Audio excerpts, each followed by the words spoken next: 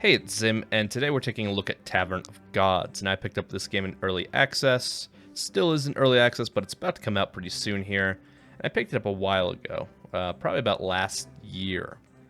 Now, this game was receiving regular updates until about February, where it completely stopped, and we didn't see any communication or updates until around early July, in which they announced this would be their kind of last big patch before going out of early access coming pretty soon. So naturally, I was interested to see what they had changed because it felt like the game was fairly unfinished, in my opinion. And, well, the big patch that they talked about was about less than 20 megabytes, so not very big. But things had changed, and honestly, when I started playing, I felt like these changes were for the worse. Now, if you haven't played this game, I'll kind of show it off, but it is available on Steam for $13.99. Now, we can automatically start at the heroes we have. Now, I had other heroes unlocked, but with the newest patch, they reset everyone's data, so a lot of this stuff has been reset. So you'll be able to choose these different heroes. They each have different abilities, health, leadership, blessings, which is if you fail and die in a battle, essentially it resets, but it'll give you a benefit by using blessing points. So this blessings is essentially for the expectation that you are going to lose. So not a great idea, but it's nice to have if you end up in more difficult situations. Now, you can fail an entire run if your hero takes too much damage. In this case, if their health drops below 1.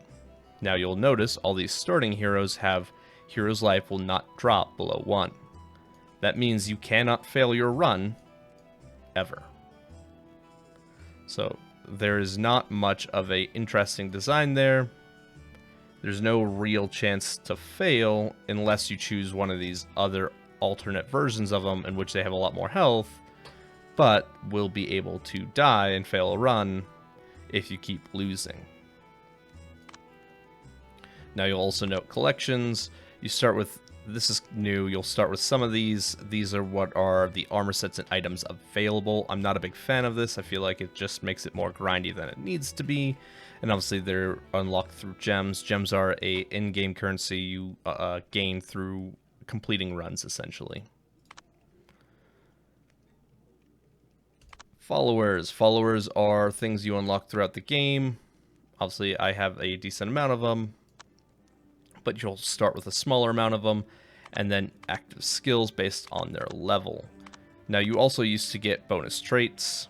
Obviously, my bonus traits have all been reset on these guys, and so basically these followers will get better the more you've played the game and the more you've unlocked traits by finishing runs.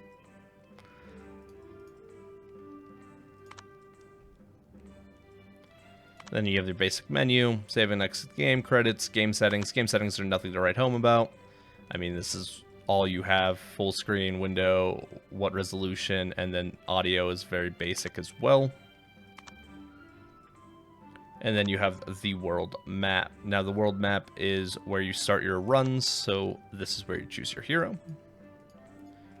And in this case, we will do a Savage Ranger run, because that's what I have kind of designed with this equipment. And as you can see, it'll recommend what you want to build towards, and obviously your abilities are all passive, essentially, so they're going to just buff certain types of units. But we'll select him. Take the Savage Guardian. And then you can choose difficulty. Now, I will say that normal is the lowest difficulty, and it is definitely the easiest, and you'll go through this without a challenge. Hard is somewhat harder, but honestly, you won't really notice it. And then you can take higher difficulties once you've kind of completed these runs, but as you can see right now, it's kind of locked out. You also get a loot buff. This is going towards the gems, so you can lock better item sets. Once again, that's a new system that was added in, and in my opinion, not very interesting. And basically what you're going to do on the world map is you're going to go through every one of these zones, and once you've beaten every one of these zones, you can go to the Gemini Palace to fight the final boss, essentially. Then you can continue playing, essentially, on a harder difficulty, or you can end the run and just claim the rewards you already have. But we'll go ahead and jump into the Dark Forest.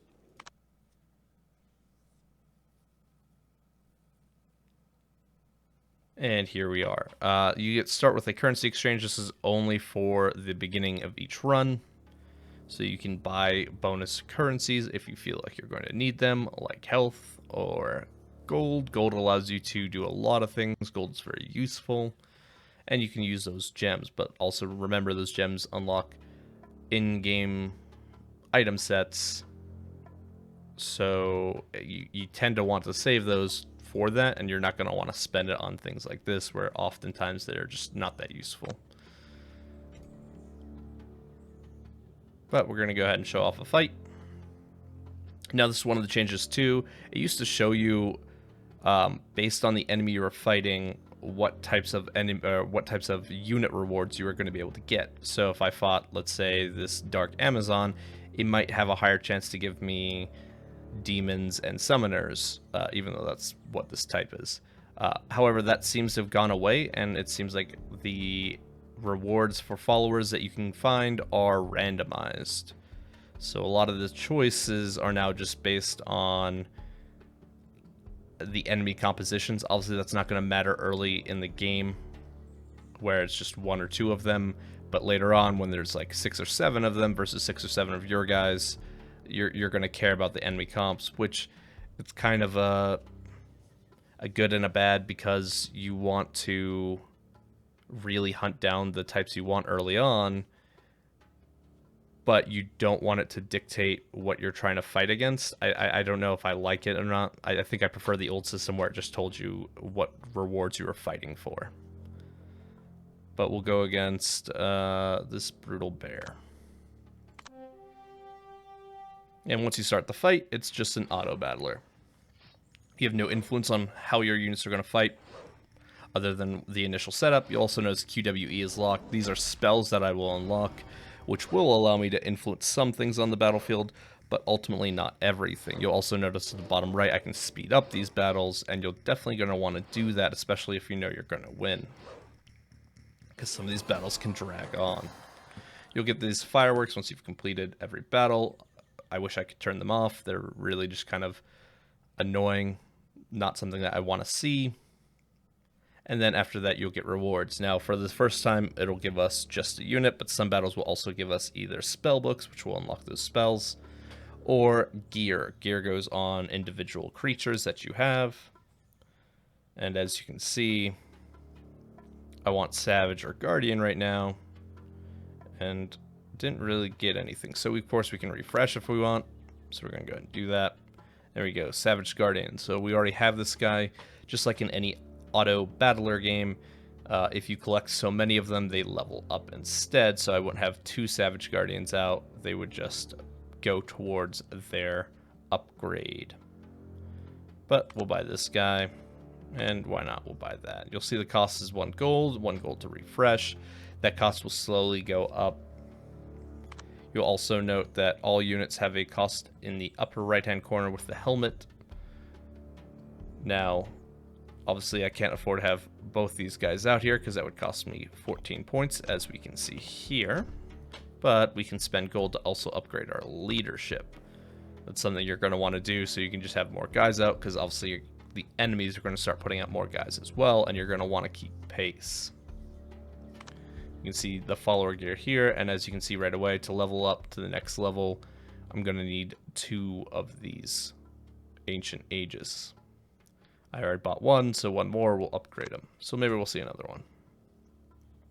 And like I said, because I don't get to see what rewards that they're offering anymore, it's just kind of based on comp, and because in the early you don't know any of their comps or what these specific units can do, it's just going to be kind of random for you. We'll start this fight.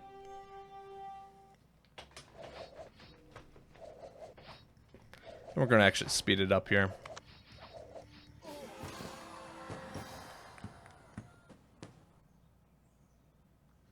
Alrighty, and so now we get gear. Gear, like I said, is what you essentially assigned in the beginning of the game. It's the thing that you can unlock with those gem crystals to unlock more different types of variety of gear. So obviously I can get one of these 3. And we'll take the Silver Moon. You can also buy additional with a specific in-game currency. In this case, strange gems, if we felt like we needed to. But obviously we're not running any summons, and I don't really care too much about the cooldown one, so we'll skip it. There we go. Looks like we can upgrade our Aegis, so I'll show you what that looks like as well. And I don't think I want to buy anything else. Obviously we don't have the room to put on our board yet, so it just doesn't seem like a good use of our gold. So once you go there, you hit promote, and there you go. You get some stats and an active level. You can also always check their attributes like here. This will allow you to better understand their buffs from equipment and how it's actually impacting them, if it's worth it. So as we can see, kind of gives them still less than a 1, but that's fine.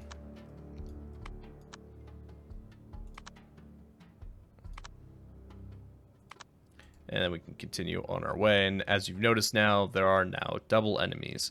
You also note some of them might get their own bonus. So these guys specifically get the warrior bonus, which might mean that they're harder to fight. But since I don't know what rewards they're getting, I don't have an incentive to take this harder fight, so I should just avoid it. So that's where my big problem comes in. By not telling us, like it used to, what the rewards are, I never have a reason to take these harder challenges other than maybe if I wanted to challenge myself. But obviously these fights aren't going to be challenging.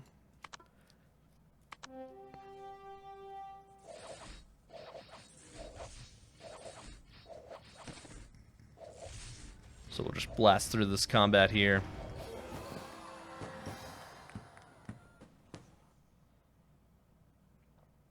Alrighty, and let's see. We can get some new things, and we're getting pretty close to being able to field a new character, so we're going to probably want a new character. So let's get this archer. Obviously, he costs 7 more, so we're going to want to be at 21. Of course, we can just force that by paying to upgrade our leadership, and suddenly, there we go.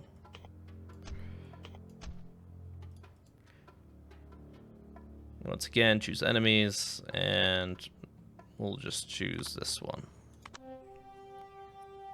And this is the game. This is what you're going to be doing through multiple fights throughout the entire thing. And remember, each zone is doing the same thing. It's just going to have a very basic kind of background map where your units are going to fight on. Every fight is out of 8, as you can notice in the top right-hand corner here. And then you move on to the next zone, and you're going to do this for, I think it's 6 zones.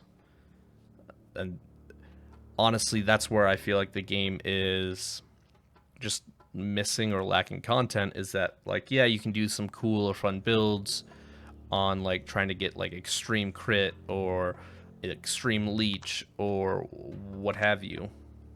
But ultimately, none of this is going to be very, like, fascinating or keep you engaged for more than an hour, and then you're going to be like, well, why am I doing this? So I can unlock slightly better stuff for another run of doing the exact same thing. So when I heard that they were going to update and add more content, I was hoping it wasn't minor number adjustments or weird tweaks where they tell you, like, where they take away the idea of strategy of, like, trying to go for specific things and are now just making it completely randomized. So it even hurts the only thing it had going for it, which was trying to push your luck with certain builds by taking on fights that you may not want to take on because it dropped a specific thing that you wanted. And by him, you also notice the color difference. The gray ones mean you already have that unit, red means that you don't, so obviously I'm just buying the soul here. And we'll be able to get some upgrades for our guys here. You're going to want to promote your units to make them stronger. This will allow them to keep up with enemy units, because as you get further and further, the enemies will also be higher star level as well. We've got Leech here. Let's probably give it to him as well. And as you can see, enemies once again jump to 3. This has a ranger buff, so I just shouldn't fight against it because we don't know if it's going to give me any extra rewards, but it doesn't seem like it will. You also notice there's an enemy buff or penalty. Right now it's a penalty, but as you progress throughout the fights, throughout the zones I should say, so after the Dark Forest zone, if we went to another zone, it would actually start buffing the enemy, but right now they're being debuffed currently. So that makes it slightly easier for us. You'll also note that she, the girl in the back here, is a summoner. So if you hear a bell ring, like right there, it means that she has summoned something into the fight. I hate that sound effect, and if you ever run a summoner comp, you'll hear it a lot. Honestly, the music and sound effects are nothing special in this game. It's something that you'll probably end up wanting to turn off. I mean, this game is honestly the best type of idle game where you're going to watch like a YouTube video and just want something mind-numbingly dumb that you can just play, or you're going to listen to your own music, but once again, it's not something you're ever going to be fully involved in. It kind of feels like a mobile game, but it's not. I mean, obviously there are mobile versions of this that are infinitely better and free to play, which is also my problem with this game. We'll take this human guardian, why not? Upgrade that and move on. So we're about to fight the boss of the zone. So this will allow us to trade our spell books in for different spell books. We can also look at our spell books here. And as you can see, we have got the Anger or Rebirth. If you hover over the spell, it'll tell you what it does. So this one heals. Anger is going to force your enemies, or force your units to attack one enemy. I will say that this still doesn't work great. Sometimes like enemies will catch your units so that they just ignore the anger sign, or it can just cause some weird things to happen. So I'm not too big into that spell, but healing is always good. And as you can see, we now have a healing spell. I'll show you what that looks like when we fight the boss here. So this is the boss. Each zone has their own specific type of boss. Once you clear it, you'll move on to the next zone. So we're going to start this fight. We're actually going to turn down the speed real quick here so I can show you what the spell looks like. And note, when you hover over the spell, it slows down the gameplay as well. So that's something to keep in mind, that while combat's still happening, it will slow it down so you can best trigger that spell where you want it to trigger without worrying about it too much. But we beat that boss very easily because this game is not very challenging. And then we are rewarded with some gear.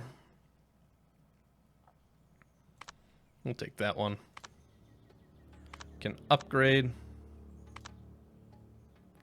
And it looks like we're able to field another guy, which we already have one in waiting. So I think we'll just spend our gold on upgrading our own units.